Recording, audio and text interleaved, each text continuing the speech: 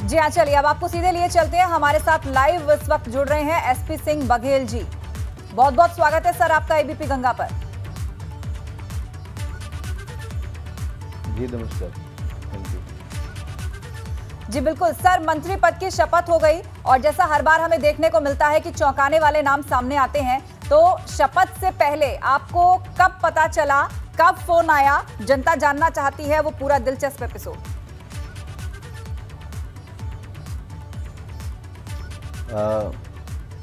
जैसे हर फोन को मैं स्वयं उठाता हूँ, उसी फोनों की श्रृंखला में फोन आया जिसमें ये निमंत्रण था कि पहुँचना है।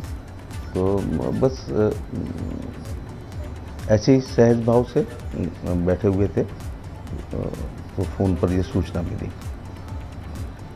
फोन पर सूचना दी गई और उसके बाद आप फिर तुरंत दिल्ली चले आए। कल मंत्री पद की शपथ भी हो गई। बहुत ही अहम मंत्रालय में सर आपको जिम्मेदारी मिली है, लॉ मिनिस्ट्री। आने वाले समय में कई अहम कानूनों की बात जो देश में चल रही है, उस सब को लेकर क्या प्राथमिकताएं अब आगे आपकी रहने वाली हैं और किस तरह से आप काम करेंगे? पहले तो माननीय प्रधानमंत्री जी का आभार प्रकट करना चाहूँगा कि इतना प्रचंड बहुमत भाजपा और एनडीए का है, उसके बावजूद मुझ जैसे छोटे कार्यकर्ता पर उनकी निगाह पड़ी है, तो मैं उनका आभार प्रकट करना चाहूँगा। और ये देश संविधान और कानून से चलता है, और ख़ास तौर से भारतीय जनता पार्टी की केंद्र की सरकार और राज्यों की सरकार है और रूल ऑफ द लॉ पे चलती है। तो आने वाले समय में, वैसे तो मेरे शपथ से पहले और अपने 7 साल में प्रधानमंत्री जी ने तमाम ऐसे कानून जो कि बहुत रिलेवेंट नहीं थे, अनुपयोगी थे, अंग्रेज़ों के ज़माने थे, ऐसे बड़ी संख्या में ऐसे कानूनों को समाप्त करने का प्रयास किया है। और आप ये देखते होंगे कि हर लोकसभा के सत्र में कोई ना कोई विधेयक इस प्रकार से आता है, कानूनों में सुधार होता है। गरीब लोगों को जल्दी न्याय मिले, तुरंत न्याय मिले, तो उसकी दिशा में निश्चित तौर से हम लोग प्रयास रहेंगे। और रूल ऑफ द लॉ ही होना चाहिए, कानून अंतिम जनता तक पता भी होना चाहिए, कानून सरलीकरण होना चाहिए, कानूनों को इस प्रकार की भाषा में हो कि उसके तोड़ मरोड़ के अर्थ ना लिए जा सकें। तो वादकारी का हित सर्वोच्च होता है। तमाम प्रकार के रिफॉर्म्स की आवश्यकता है, प्रधानमंत्री जी कर रहे हैं। उसी श्रृंखला में जो भी जिम्मेदारी मिलेगी, राष्ट्र हित में, देश हित में, समाज हित में और देश की जनता के हित में, इस प्रकार से सब लोग मिलकर काम करेंगे। मिलकर आप बता रहे हैं काम करेंगे। सर, एक बहुत बड़ी जिम्मेदारी आपको मिली है, लेकिन चुनौतियां आप क्या समझते हैं कि आपके सामने क्या बड़ी चुनौतियां रहेंगी जिनसे आपको निपटना होगा?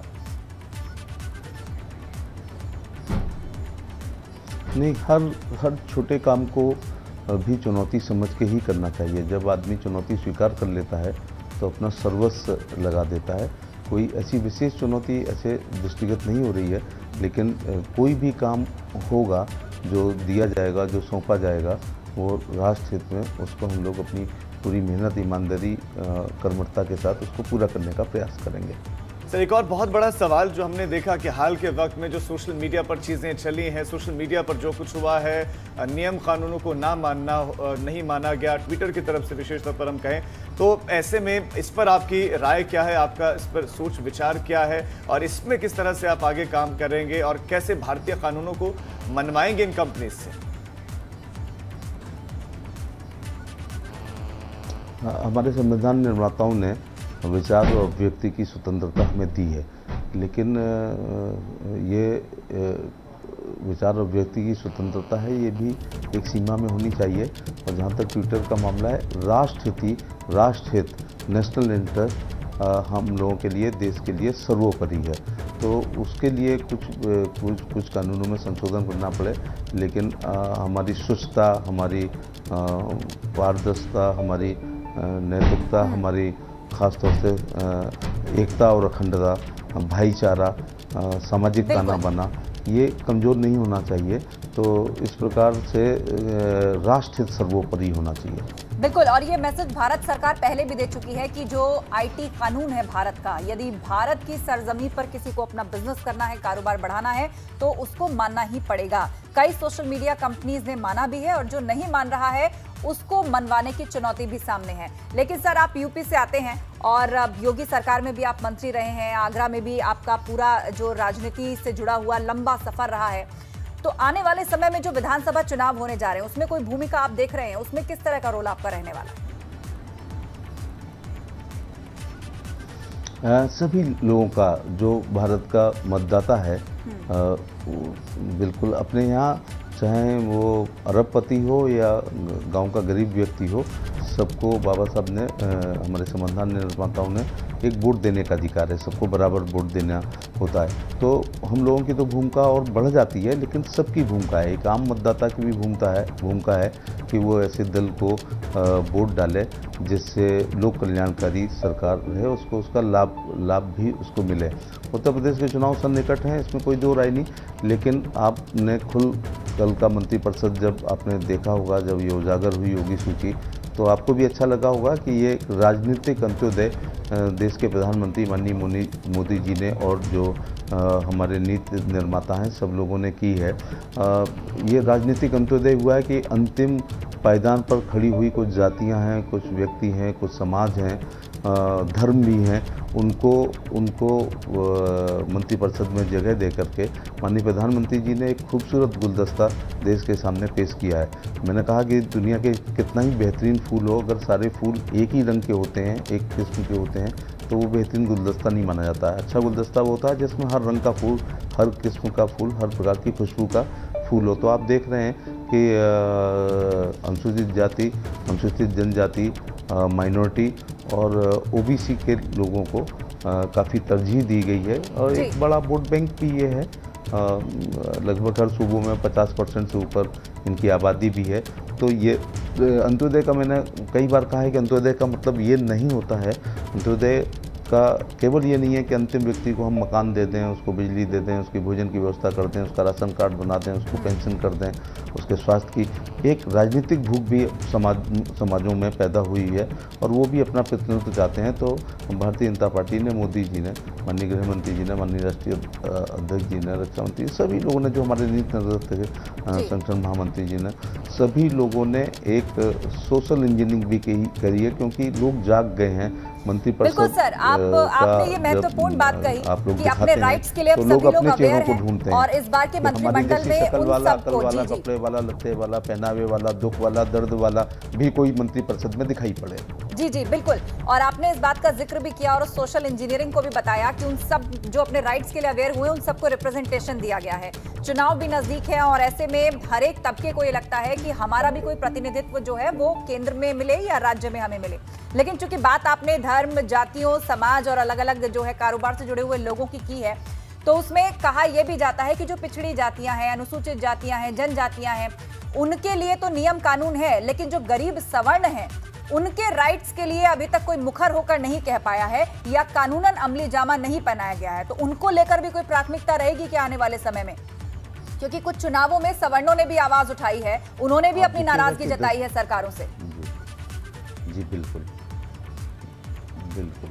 आप देख रहे हैं कि 10% माननीय प्रधानमंत्री जी ने जो आर्थिक रूप से निर्बल वर्ग हैं उनको भी 10% आरक्षण देने का काम किया गया। और सबसे बड़ी बात, अच्छा, एक राजनीतिक कार्यकर्ता के रूप में, हालांकि आपका प्रश्न नहीं है, अगर मेरे से पूछे कोई कि आज़ादी के बाद प्रमुख 4-5 काम हैं, उनमें से आप क्या महत्व देंगे, तो मैं भारत सरकार की जो सारी नौकरियां हैं जो लाखों की संख्या में होती हैं, वो ग्रुप ए, बी और सी और डी में होती है। ये पहली बार प्रधानमंत्री जी ने किया है कि ग्रुप ए में इंटरव्यू होंगे IAS, IPS, IFS के, होना भी चाहिए। ग्रुप बी के गजेटेड अधिकारियों के साक्षात्कार होंगे। ग्रुप बी जो दिल्ली में केंद्र में बहुत बड़ी नौकरी होती है उसमें साक्षात्कार नहीं हुआ। ग्रुप सी और डी में तो साक्षात्कार होना ही नहीं है, लिखित परीक्षा होगी, कंप्यूटर कॉपी जांचेगा, OMR सीट होगी। तो पूरी तरह नौकरियों में पारदर्शिता देने का काम प्रधानमंत्री जी ने किया। उसी तरह से उत्तर प्रदेश और भारतीय जनता पार्टी की जहां राज्यों में है, उन्होंने उत्तर प्रदेश में काखा गाघा 4 ग्रुप में लाखों नौकरियां होती हैं। तो राजपत्रित, बल्कि मैं नौजवानों को कहना चाहूँगा कि राजपत्रित अधिकारियों की सर्विस को छोड़ के किसी भी नौकरी में इंटरव्यू नहीं होगा। आप मेरे से पूछ सकते हैं कि इंटरव्यू खत्म होने पर आप इतना खुश क्यों हो रहे हैं? क्योंकि पुरानी सरकारों में मैं देखा करता था कि इंटरव्यू लेने के लिए नहीं हुआ करते थे, इंटरव्यू निकालने के लिए ज़्यादा होते थे। लेना है तो आगरा की स्पेलिंग बता दो और नहीं लेना है तो चेकोस्लोवाकिया की बताओ। तो सवाल ये उठता है कि जब तक वीडियोग्राफी इंटरव्यू की नहीं होगी तब तक लोग नहीं कह सकते हैं कि हमने सारे सवालों का जवाब दिया, हमारा नहीं हुआ, उन्होंने नहीं दिए तो उनका हो गया।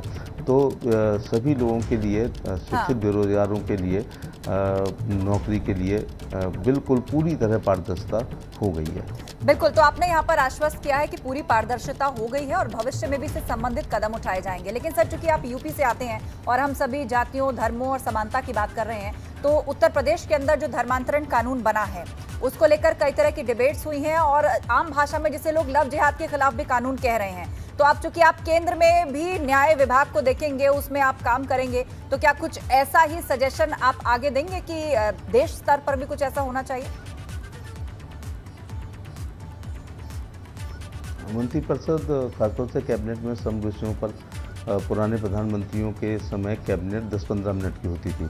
मैं आप लोगों के चैनल के माध्यम से ही देखा करता था कि माननीय प्रधानमंत्री जी के नेतृत्व में 2.5 घंटे की कैबिनेट होती है। इसका मतलब है कि एक जिसका विषय आया है वो ज़रूरी नहीं है कि 2.5 घंटे वो डिस्कस कर सके। इसका मतलब पूरी कैबिनेट, किसी का भी विषय हो, सभी कैबिनेट मंत्री अपनी पूरी बात रखते थे जिससे राष्ट्र हित में सही कानून आए। देखिए, जो उत्तर प्रदेश में हो रहा था, मुख्यमंत्री का आभार प्रकट करना चाहूँगा कि उन्होंने एक सख्त कानून बनाया। मैं अक्सर ये देखता हूँ कि एक स्ट्रेटजी की तहत, एक रणनीति के तहत ये वो किसी को किसी से प्यार हो जाए कोई बात नहीं है, लेकिन उसके लिए एक स्क्रिप्ट कोई लिखे और रणनीति के तहत एक धर्म विशेष के लोगों की लड़कियों को टारगेट बनाते हुए इस प्रकार से जो हो रहा था उसका विरोध होना चाहिए। दबाव के द्वारा और प्रलोभन के द्वारा और धोखा दे करके रिश्ते बना करके शादी में कन्वर्ट करना ये ठीक नहीं है, ये उचित नहीं है। इसलिए उसके लिए उत्तर प्रदेश के मुख्यमंत्री ने एक कठोर कानून लाए और उससे कमी भी आई है इस प्रकार के कुकृत्यों में। चलिए, बहुत शुक्रिया सर एबीपी गंगा से बातचीत करने के लिए। तो केंद्रीय मंत्री एसपी सिंह बघेल हमारे साथ जुड़े और उन्होंने खुल करके एबीपी गंगा से कई बातें कही हैं। हर धर्म और हर समाज को मंत्रिमंडल में जगह दी गई है, ये बात उन्होंने कही है। नई जिम्मेदारी के लिए पीएम मोदी का आभार उन्होंने प्रकट किया है और कहा है कि कानूनों में सुधार करने पर जोर देंगे, रिफॉर्म्स पर बल रहेगा और पुराने जो बहुत समय से कानून चले आ रहे हैं, जिनकी जो आज के दौर में जो संदर्भ नहीं है या जो कनेक्ट नहीं करते, उनको भी सुधार किया जाएगा। कानूनों के सरलीकरण पर काम किया जाएगा, सिंप्लीफाई किया जाएगा। कानूनों की दिशा में रिफॉर्म्स को लेकर काफी बल उन्होंने दिया है। कानूनों के सुधार पर जोर देंगे, ये कहना है केंद्रीय मंत्री एसपी सिंह बघेल का।